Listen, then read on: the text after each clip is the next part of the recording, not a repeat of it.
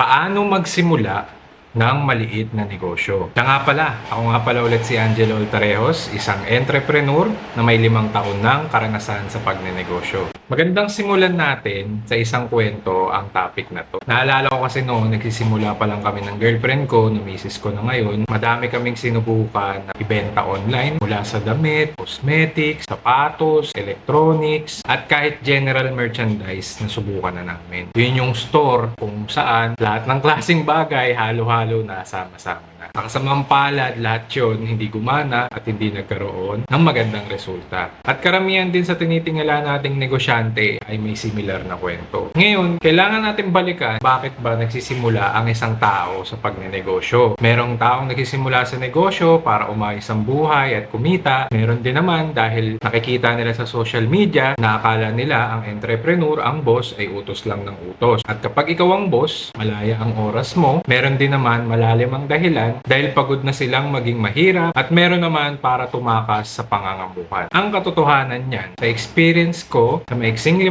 taon, ang negosyo ay hindi basta-bastang karera sa buhay. Hindi ito landas para makatakas sa pagiging empleyado. Actually, mas madali nga maging empleyado kasi fix yung sahod mo, fix yung trabaho na gagawin mo, at fix ang araw na sasahod ka. Hindi kagaya pag negosyante ka, marami kang tungkulin. Hindi totoo na malaya ang oras mo, hindi totoo na wala kang boss, at hindi rin totoo na madaling mag-utos at humawak ng tao. Hindi rin fix ang trabaho kasi kailangan kahit papano may idea ka kung paano umandar ang iba't ibang parte ng negosyo. Basta, isa lang ang sigurado ko. Pag nagsimula ka ng negosyo, kailangan paghandaan mo ang maraming iba't ibang responsibilidad at ang katotohanan na hindi mo hawak ang oras mo. Kundi hawak ito ng business at mga customer mo. Kaya dapat matibay din ang dibdib mo. Makapalang mukha mo, pero not in a negative way, in a positive way to. Dahil ang landas ng pagiging isang negosyante ay natututunan sa paulit-ulit na pagpalpak at pagtayo ulit. Ang usual na survival stage naman ng negosyo ay ang unang 2 taon nito. Sa 2 taon na yon, doon mo masusubukan kung kaya mong trabahuing makilala at mapalaki ang negosyo nyo sa lugar nyo o online. At within those 2 years, ay makikita mo kung kaya mo mag-adjust, kumuha ng responsibilidad at matuto sa mga lesson na ibibigay sa'yo ng negosyo at mga customer mo ng market mong gustong pagsilbihan. Ngayon, ano bang totoong sagot sa katanungan natin? Paano nga ba talaga magsimula ng negosyo? Ang katotohanan, the truth, ay walang isang formula pangkalahatan para sa negosyo. Ang pinakasagot lang dyan ay magsimula ka. Magsimula ka. Magsimula ka sa kung anong meron ka, anong industriya ang alam mo, anong produkto o serbisyo ang kaya mong ibigay sa paligid, at masanay na ialok ito ng paulit-ulit sa mga taong nasa paligid mo. Simulan mo sa mga kamag-anak mo, sa mga kaibigan mo, sa kakilala mo, sa kapitbahay nyo, at kung sino pang pwede nyong masalubong sa paligid. Yan ang basihan kung bebenta ang isang produkto o serbisyo. Gaya nga na sinasabi ko dun sa isa kong nakaraang vlog, pagka nagkaroon ka na ng repeat customer o suki sa produkto o serbisyo na binibigay mo, ay dun mo na nade-determine ang pangangailangan ng market.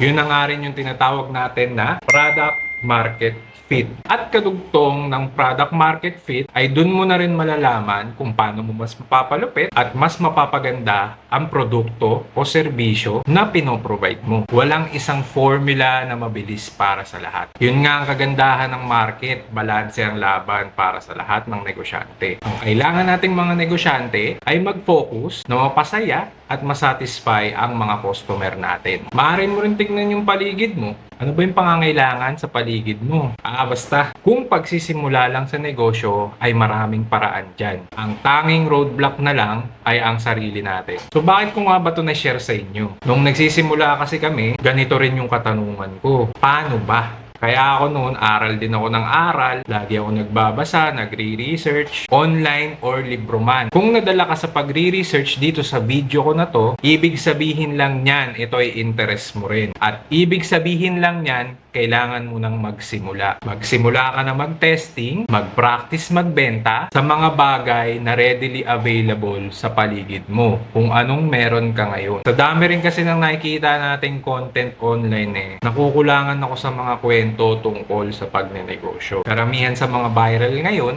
entertainment at magarbong bagay tungkol sa pagnenegosyo ang binabahagi sa mga nanonood. Kaya gusto ko lang din makadagdag kahit papano ng mensahe sa mga tao na may magandang layunin din gaya ko. Dahil sa totoo lang, ang pagnenegosyo ay paglilingkod at pagsaserve din sa ibang tao. Ito ay act of serving. Kaya malaki rin ang ambag natin, hindi lang para sa atin, sa community, sa ekonomiya, at kundi para sa bansa rin mismo. So, huwag natin kalimutan yun. Ang may tuturing ko lang na kalaban dito ay ang kawalan ng purpose ng isang tao. Kaya ikaw, pinapaalala ko lang ulit, kung lumabas ito sa timeline mo, sa newsfeed mo, or sa YouTube algorithm mo, itong mensahe na to ay para talaga sa'yo. Kaya huwag kang matakot sumubok, magsimula at gamitin kung ano ang meron ka ngayon. Hindi mo kailangan ng malaking kapital. Hindi mo kailangan mag-ubos ng panibagong oras sa pag-aaral. Ang kailangan mo lang ay magsimula sa kung anong meron ka at maging handa sa totoong lesson na ibibigay sa iyo along the way. Tandaan natin na ang lahat ng tinitingala nating mga tao o mga negosyante o ang mga personalidad ay nagsimula sa maliit hanggang sa lumaki na sila ng lumaki. Gumaling ng gumaling, lumupit ng lumupit. Kaya huwag tayong mahiya na magsimula sa maliit. Kaya ko ngayon, nagsisimula lang ako na YouTube channel. Kahit dati, introvert ako at mahihain. Kaya yun lang mga ka-venture. Sana ay makapulutan mo ang video na to ng aral. At kahit papano, konting motibasyon para simulan mo na. Huwag tayong matakot pumalpak. Start small, dream big, and make things happen. So yun muna mga ka-venture. Salamat sa time sa panonood mo ng video na to. Kung nagustuhan mo yung content, like mo naman dyan. Comment ka rin sa baba ng mga topic na gusto mong pag-usapan natin sa susunod na episode at i-share mo na rin to sa mga tao na kailangan ng mensahe. In time, gagawa tayo ng Facebook group kung saan magsasama-sama tayo, mag-share ng mga impormasyon, tips, strategy at guide sa ibang magsisimula ng negosyo at negosyanteng maliit gaya natin at magkakampi-kampi tayo. Kaya stay updated ka lang ha. Siya nga pala, ako nga pala ulit si Angelo Altarejos, isang entrepreneur. Nais ko lang ulit ipaalala ang mensahe na start small,